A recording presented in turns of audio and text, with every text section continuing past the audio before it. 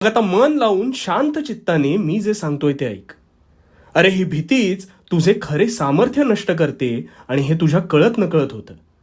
तू एखादी नवीन गोष्ट अथवा काम हाती घेतोस पण ते सत्कारणी लागत नाही म्हणून रडत बसतोस. पण तसं का होतं याचा कधी विचार केलास? कार्याची जाणीव व्हायला भीती ही अल्प प्रमाणात असावी, पण तू ह्याच भीतीला अवास्तव प्राधान्य देतोस आणि नको त्या गोष्टी ओढवून घेतोस. मला सांग, आज झाड लावल्यावर उद्या फळं येतील का रे?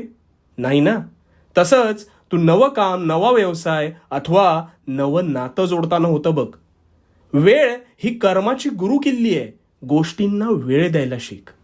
आज व्यवसाय सुरू केलास तर स्वतःच्या निर्णयावर विश्वास ठेव. त्यात पडझड होईल, पण थांबायचं नाही. तो व्यवसाय सुरू करताना तू पाहिलेलं स्वप्न आठव आणि मार्गक्रमण कायम करत राहा. 2 दिवसांच्या मेहनत